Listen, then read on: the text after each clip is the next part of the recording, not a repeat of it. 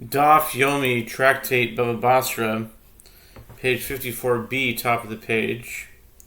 Continuing from the idea that it was stated in the previous slide, it was stated with regard to a field that is defined by its boundaries. In other words, it has clearly demarcated boundaries on all sides. Rav Huna says that Rav says once he struck the land with a hoe one time, he acquired the entire property.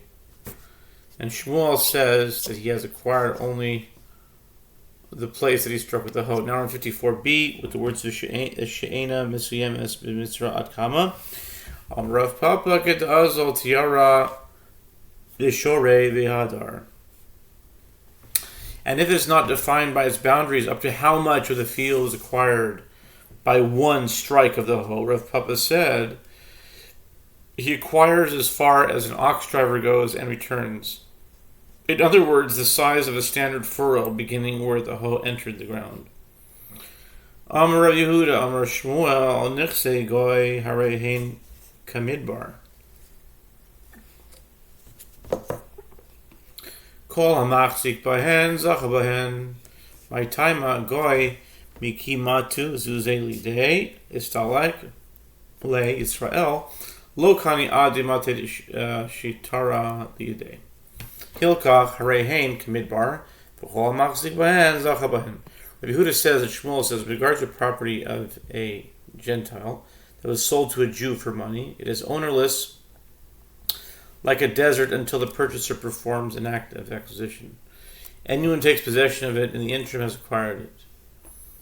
What is just a disclaimer, since this is going to the public? This doesn't reflect necessarily any legal ruling, nor does it reflect any personal opinion on my part. I am simply reading the Talmud. The Talmud was written many years ago, and a lot of the things that are written in the Talmud will be non-PC for today's standards, and not necessarily even the halacha, even in Jewish standards. So these are just opinions that rabbis stated at that time, and anyone who looks at this and wants to form a negative opinion about it, that's not. I'm free of that. I'm not connected with that. You can either call it what it is. You can take it with a grain of salt. You can either agree with it or disagree with it. But I will say that there is a lot of, and it's true, I'll admit this, that in the Talmud there's a lot of separational and negative things, boundaries, tensions between Jews and non-Jews. And it reflects a certain state of mind, and sometimes rightfully so. Sometimes the Jews were persecuted for no reason, and they developed opinions based on that. But at any rate, I'm just explaining and I make this disclaimer from time to time. Every time we come into these kinds of parts that could be right. I think I've said enough about that. What is the reason for this? The Gentile relinquishes ownership of it from the moment when the money reaches his hand, while the Jew who purchased it does not acquire it until the deed reaches his hand. Therefore, in the period of time between the giving of the money and the receiving of the deed, the property is like a desert. Anyone who takes the possession has acquired it. Amar le'abayla Rav Yosef, mi amar Shmuel hachi. Abai says Rav Yosef, did Shmuel actually say it? Ve'amar Shmuel, dina nemalchus adina. Shmuel said, the law of the kingdom is the law. In other words, halacha obligates a Jew to observe the laws of the locale in which they reside. Umalka amar, lokani, lo likane ara ella be'igarta. Amar le analo yadana of the hava. Bedura dirabata. Ravasa. Yisrael dezavan aramigoy. Yes, Yisrael achrina rafik ba purta. Asale kamei Rav Yehuda o kamei bidei dishani. The king said that land may not be acquired without a document.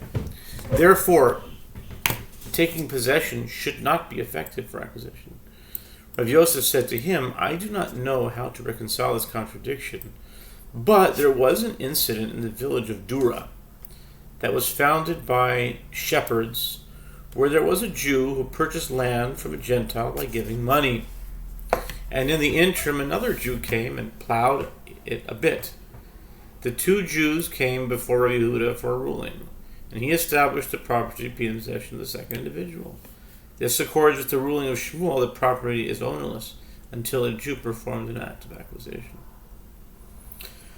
Amar le dura di ravasa kamat hasam be'igi de matte tamri havo diino gufayu lo havu yavi taska de malka umalkamar man yahiv taska le yachorara. Abai said to him, "Are you saying that the incident occurred in Dura was founded by the shepherds? Proof cannot be brought from that case, as there the fields were concealed, since the owners of fields would not pay the land tax. Land tax is called taska. It's like taxa. Interesting. The land tax to the king. And the king says that one who pays land tax may profit from the field. Therefore, in that case, the Gentile who sold the property did not actually own it, and consequently, by the laws of the kingdom, could not sell it. The one who took possession of the property acquired it in accordance with the law of the kingdom, as he committed to pay the land tax. Elsewhere, one would not acquire the field until he received a deed of sale from the Gentile. Rav Huna Zavan Ara Migoli, Asi Yisrael Acher, Rafik Bepurta, Asale Kamed Rav Nachman, Akum Viade, Ole, Mai Daitra, Amr Shmuel, Nechse Goy, Harehen Kemidbar, Cholamach Sigohem Zacha. The Gemara relates, Rav Huna purchased the land from a Gentile. Another Jew came and plowed it slightly. Rav Huna and that Jew came before Rav Nachman, who established the property to be in possession of the latter. Rav Huna said to Rav Nachman, "What are you thinking in issuing this ruling? Is it because Shmuel says that the property of Gentiles is like a desert, and anyone who takes possession of it has acquired it?" And we'll stop here for today.